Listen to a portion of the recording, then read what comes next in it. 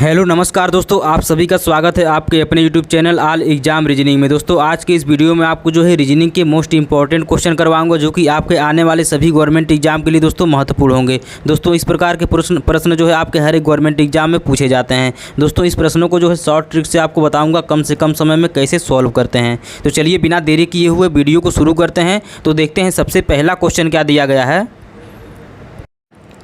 Question number 1 देखिए क्या दिया है। क्वेश्चन नंबर 1 दिया है, नीचे दिए गए विकल्पों में से संबंधित संख्या को चुनिए। अब यहाँ पे देखिए क्या करना है, आपको संबंधित संख्या को चुनना है। जैसे यहाँ पे देखिए 49-56 आपका संबंधित है 24 से, तो 11-49 किससे संबंधित होगा। ये देखिए दोस्तों आपका नंबर एनालॉग का क्वेश्चन है, ठीक है। इसे कहते हैं नंबर एनालॉग का क्वेश्चन। और इस प्रकार के प्रश्न आपके हर एक गवर्नमेंट एग्जाम में 1 से 2 जरूर पूछे जाते हैं। और दोस्तों इस प्रकार के प्रश्नों को सॉल्व करने के कई सारे तरीके होते हैं, ठीक है। तो चलिए इसमें देखेंगे कि ये प्रश्न जो है कैसे सॉल्व होगा। और दोस्तों जो लोग क्वेश्चन को सॉल्व कर सकते हैं तो वीडियो को रोक करके क्वेश्चन को खुद से सॉल्व करने का प्रयास जरूर करिएगा। तो यहाँ पर देखिए सबसे पहले हम ये देखेंगे कि 49-56 से 24 कैसे हो रहा है, और उसी प्रकार जो है हमें 11-49 से निकाल लेंगे। तो यहाँ पर देखिए क्या दिया है, 49 दिया है, उसके बाद आपका 56 दिया है। अब इसमें देखिए क्या करते हैं दोस्तों, इसको हम 49-56 जो दिया है इसके सभी डिजिट को आपस में जोड़ देते हैं। 4 + 9 + 5 और +6। अब देखिए इनको अगर आपस में जोड़ेंगे तो कितना हो जाएगा। तो देखिए 4 और 9, 9 4 13, 13 में देखिए 5 जोड़ेंगे तो कितना हो जाएगा, 18 हो जाएगा। 18 में 6 जोड़ेंगे तो कितना हो जाएगा, 24 हो जाएगा। अब देखिए दोस्तों यहाँ पर जो है इसको जोड़ने पर हमारा 24 आ रहा है। यहाँ पे देखिए आपका 24 दिया गया है, यानी ये क्वेश्चन आपका जो है इसी तरीके से सॉल्व होगा। उसी प्रकार हम क्या करेंगे, आगे क्या दिया, 11-49 दिया है। तो 11-49 के सभी डिजिट को आपस में जोड़ के देखेंगे कितना आता है। तो देखिए इसको अगर जोड़ेंगे तो 1 + 1 + 4 और +9, ठीक है। तो यहाँ पर देखिए इसको अगर जोड़ेंगे तो कितना हो जाएगा। तो यहाँ पे देखिए 1 और 1 कितना हो गया, 2 हो गया। 2 में 4 जोड़ेंगे तो कितना हो जाएगा, 6 हो जाएगा। तो 9 6 कितना हो गया, 15 हो गया। जब देखिए इसको जोड़ने पर कितना आ रहा है, 15 आ रहा है, यानी प्रश्नवाचक चिन्ह के स्थान पर कितना आ जाएगा, 15 आ जाएगा। 15 देखेंगे किस ऑप्शन में दिया है, तो 15 देखेंगे आपका ऑप्शन नंबर ए में दिया गया है। तो ऑप्शन नंबर ए हो जाएगा दोस्तों इस क्वेश्चन का राइट आंसर। तो उम्मीद करते हैं सभी लोगों को समझ में आया होगा। तो दोस्तों जो लोग अभी तक वीडियो को लाइक नहीं किए हैं, वीडियो को लाइक कर लीजिएगा दोस्तों। आगे जो है बहुत ही अच्छे क्वेश्चन आपको करवाएंगे, ठीक है। और बिल्कुल जो है शॉर्ट ट्रिक से और कम से कम समय में क्वेश्चन को कैसे सॉल्व करते हैं आगे आपको इस वीडियो में बताया जाएगा। चलिए देखते हैं अगला क्वेश्चन क्या दिया है। क्वेश्चन नंबर 2 देखिए क्या दिया है। क्वेश्चन नंबर 2 दिया है, निम्न श्रृंखला में आने वाली अगली संख्या ज्ञात कीजिए। ये क्वेश्चन देखिए आपका सीरीज का क्वेश्चन है, ठीक है। अब देखिए सीरीज वाले क्वेश्चन को कैसे सॉल्व करते हैं। यहाँ पर देखिए 78 दिया है, 78 के बाद 85 दिया है, 85 के बाद जो है 100 दिया है, 100 के बाद देखिए 123 दिया है, ठीक है। उसके बाद देखिए आपका 154 दिया है। तो यहाँ आगे जो है कौन सा नंबर आएगा ये आपको बताना है। तो इसको देखिए कैसे सॉल्व करेंगे। 78, अब 78 यानी देखिए 78 के बाद आपका 85 आ रहा है, 85 के बाद जो है 100 आ रहा है, 100 के बाद 123, 123 के बाद 154। तो यहाँ देखेंगे दोस्तों सीरीज जो है लगातार बढ़ रही है। जब भी सीरीज जो है लगातार बढ़ रही है सबसे पहले उनमें क्या करते हैं, डिफरेंस निकालते हैं, यानी कितने नंबर से ये सीरीज जो है आगे बढ़ रही है। तो देखिए इस तरीके से इसको सॉल्व करेंगे। चलिए इसको सॉल्व करके देख लेते हैं। 78 है, 85 है, उसके बाद देखिए 100 है, उसके बाद देखिए 123 है, उसके बाद देखेंगे दोस्तों 154 है। तो यहाँ 154 के बाद जो है क्या आएगा ये बताना है। तो देखेंगे दोस्तों यहाँ पर 78 में यानी 78 में कितना जोड़ेंगे कि 85 हो जाएगा। तो 78 में दोस्तों अगर हम देखिए यहाँ पर 7 जोड़ेंगे तो कितना हो जाएगा, 85 हो जाएगा। अब देखिए 85 में कितना जोड़ेंगे कि 100 हो जाएगा। तो यहाँ पर देखिए 85 में अगर हम 15 जोड़ देते हैं तो कितना हो जाएगा, 100 हो जाएगा। उसके बाद देखिए यहाँ पर 100 में कितना जोड़ेंगे कि 123 हो जाएगा। अब देखिए इसमें 100 में 23 जोड़ेंगे तो कितना हो जाएगा, 123 हो जाएगा। अब देखिए 23 में कितना जोड़ेंगे कि 154 हो जाएगा। तो देखिए 23 में दोस्तों हम कितना जोड़ दें कि 154 हो जाए।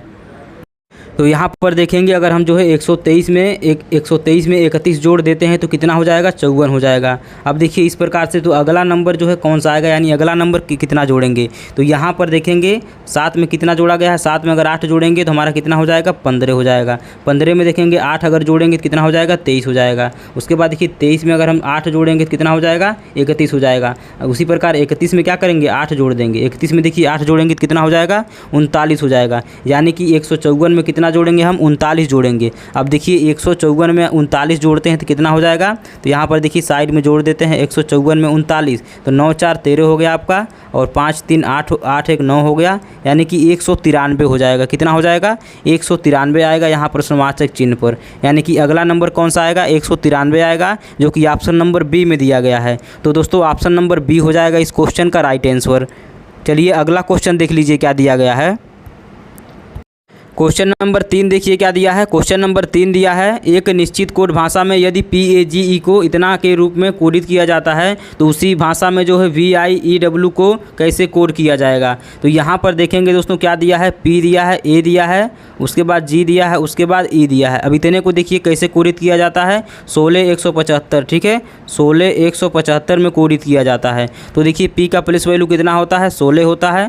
उसके बाद देखिए A का प्लेस वैल्यू कितना होता है, 1 होता है।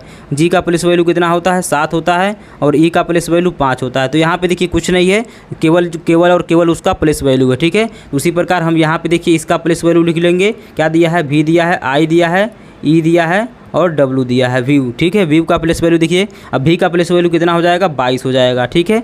उसके बाद I दिया है, I का प्लेस वैल्यू कितना होता है, I का प्लेस वैल्यू 9 होता है।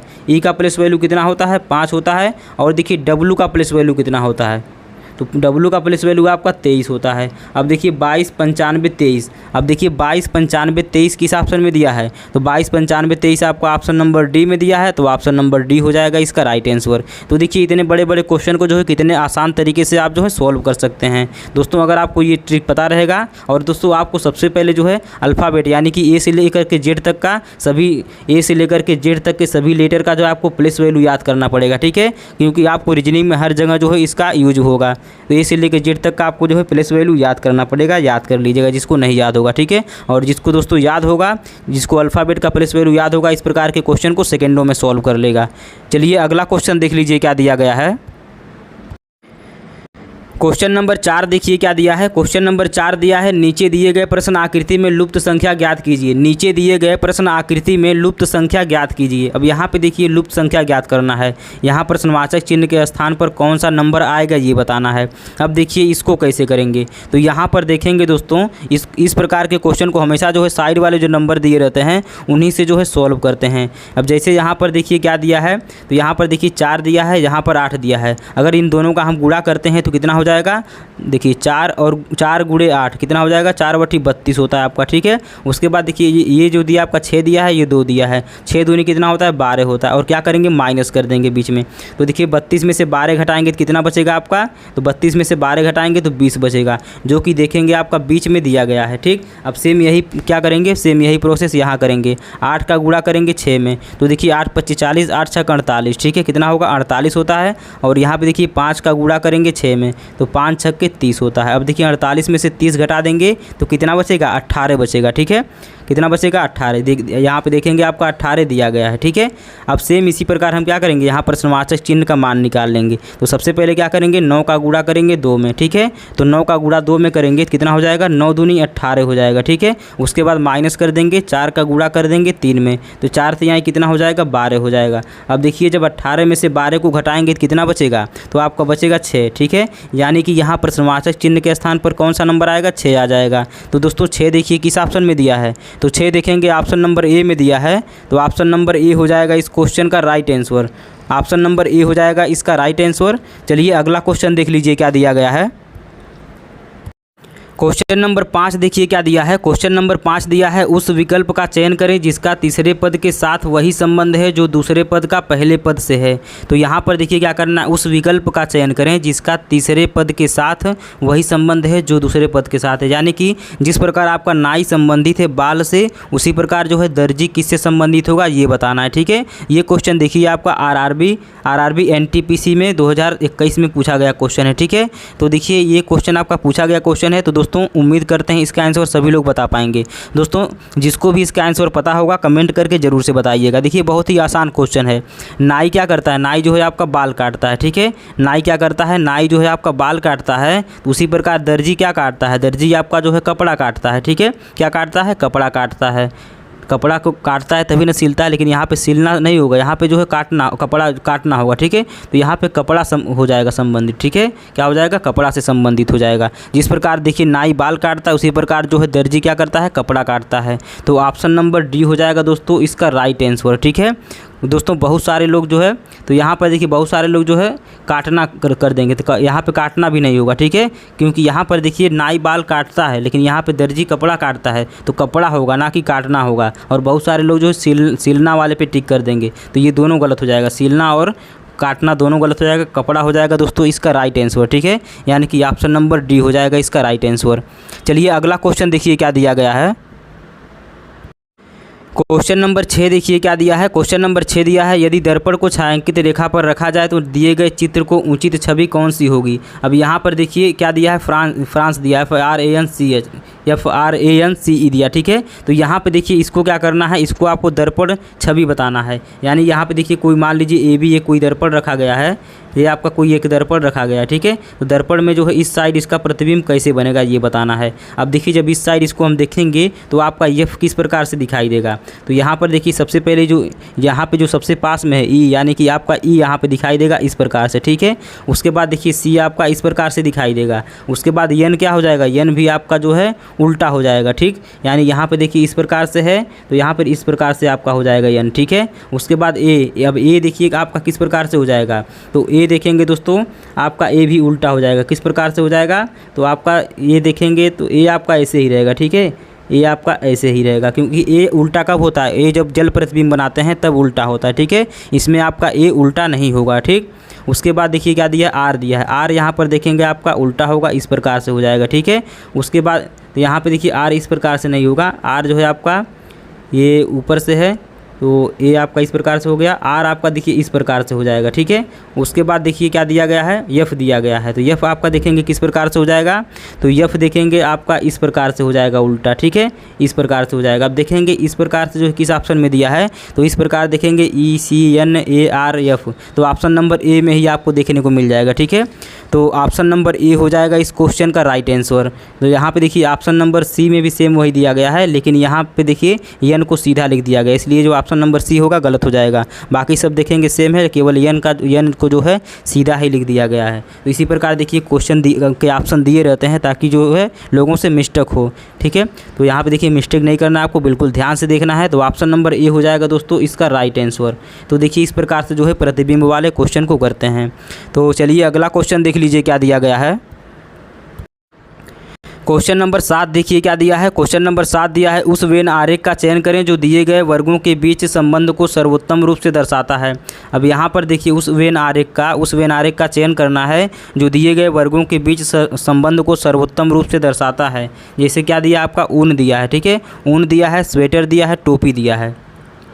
तो अब यहाँ पे देखेंगे ऊन, स्वेटर और टोपी, ऊन, स्वेटर और टोपी, इन तीनों में जो है क्या संबंध है ये बताना है, ठीक है। तो देखिए ऊन से जो है आपका स्वेटर भी बन सकता है और टोपी भी बन सकता है, ठीक है। तो स्वेटर और टोपी जो है दोनों क्या है, दोनों जो है देखिए स्वेटर जो बनता है किससे बनता है, ऊन से बनता है, ठीक है।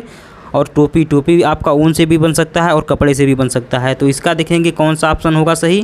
तो यहाँ पर देखेंगे दोस्तों इसका ऑप्शन नंबर जो है ए हो जाएगा, ठीक है। अब कैसे, यहाँ पे देखिए एक कैसे होगा, ये जो आपका हो गया ये आपका ऊन हो गया, ठीक है। क्या हो गया, ऊन हो गया। अब देखिए ऊन से आपका स्वेटर भी बन सकता है और टोपी भी बन सकता है, ठीक है। तो इस प्रकार से जो है आपका हो जाएगा। तो यहाँ पे ऑप्शन नंबर जो ए दिया है इस क्वेश्चन का ऑप्शन नंबर ए हो जाएगा दोस्तों इसका राइट आंसर।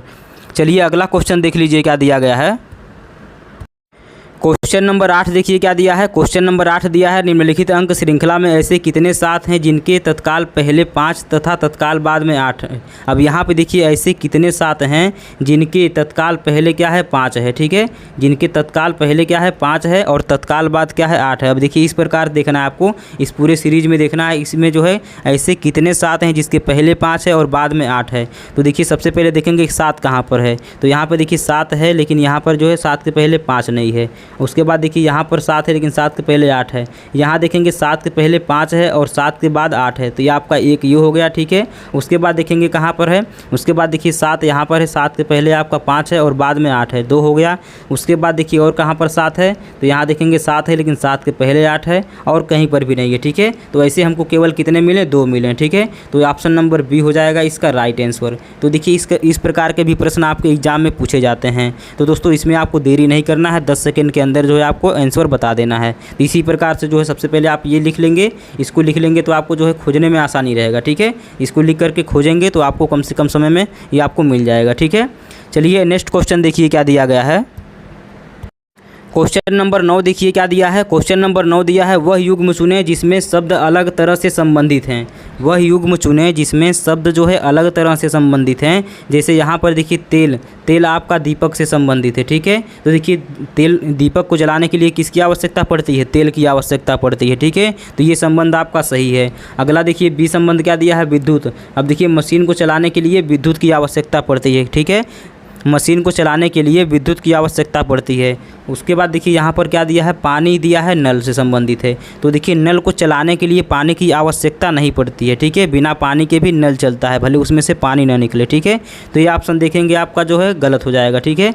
बाकी देखिए अगला ऑप्शन देख लीजिए, ऑक्सीजन। तो देखिए जीवन के लिए ऑक्सीजन क्या है, बहुत ही महत्वपूर्ण है, यानी कि उपयोगी है। तो यहाँ पर देखेंगे आपको इसमें सबसे अलग क्या हो जाएगा, ऑप्शन नंबर सी हो जाएगा, ठीक है। क्योंकि नल के लिए पानी की आवश्यकता नहीं है, ठीक है। नल को चलाने के लिए पानी की आवश्यकता नहीं है। तो ऑप्शन नंबर सी हो जाएगा इसका राइट आंसर। बाकी सभी में देखिए एक दूसरे से संबंधित हैं। तो वही आपको बताना था, वह युग्म चुनें जिसमें शब्द अलग तरह से संबंधित हों। तो अलग तरह से कौन संबंधित है, ऑप्शन नंबर सी है, ठीक है। अलग तरह से संबंधित ऑप्शन नंबर सी है। चलिए अगला क्वेश्चन देख लीजिए क्या दिया गया है। क्वेश्चन नंबर 11 देखिए क्या दिया है। क्वेश्चन नंबर 11 दिया है, एक लड़के की ओर इशारा करते हुए मीना ने कहा। अब देखिए मान लीजिए कोई एक लड़का है ये, ठीक है।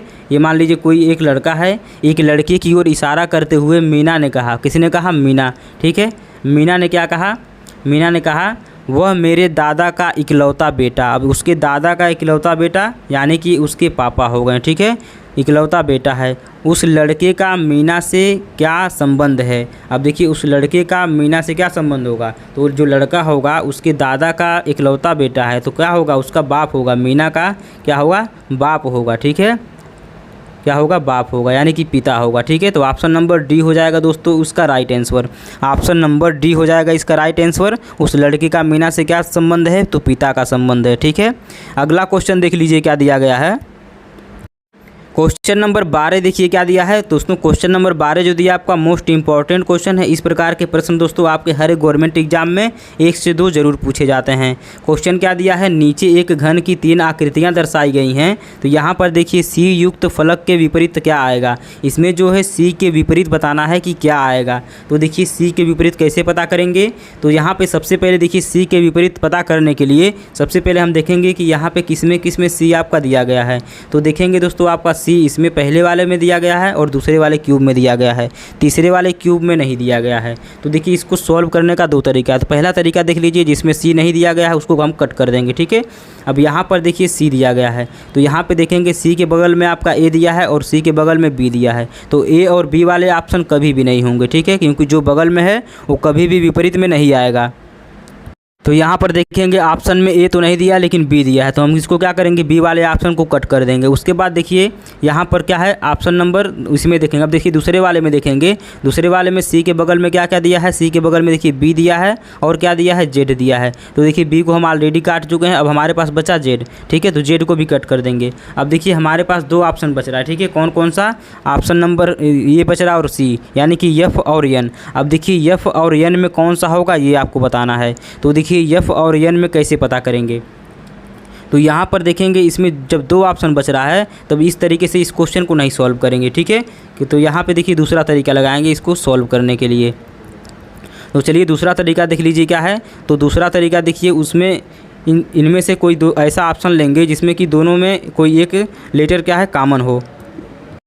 अब देखिए दोस्तों इस क्वेश्चन को कैसे करेंगे, तो यहाँ पे देखिए पहले वाले को हम छोड़ देंगे, पहला वाला क्यूब नहीं लेंगे, दूसरा यहाँ पे देखिए दूसरा वाला लेंगे और तीसरा वाला। अब देखेंगे इन दोनों में जो है कौन सा लेटर कॉमन है, तो दोनों में देखेंगे दोस्तों जेड आपको कॉमन दिख रहा है, ठीक है, जेड कॉमन दिख रहा है। अब इसको क्या करेंगे, क्लॉकवाइज लिख देंगे, ठीक है, क्लॉकवाइज यानी घड़ी की दिशा में लिख देंगे, यानी कि जेड लिखेंगे पहले, उसके बाद देखिए क्लॉकवाइज चलेंगे तो क्या आएगा, बी आएगा, उसके बाद क्या आएगा, सी आएगा, ठीक है। अब देखिए सेम उसी प्रकार इसको भी करेंगे, ठीक है, इसको यहाँ से हम इसको क्लॉकवाइज चलेंगे तो यहाँ पे देखिए क्या हो जाएगा, जेड हो जाएगा आपका, उसके बाद क्या आ जाएगा, एफ आएगा, ठीक है, यहाँ पे देखिए एफ आ जाएगा, उसके बाद जो है क्या आ जाएगा, लास्ट में एन आ जाएगा, ठीक।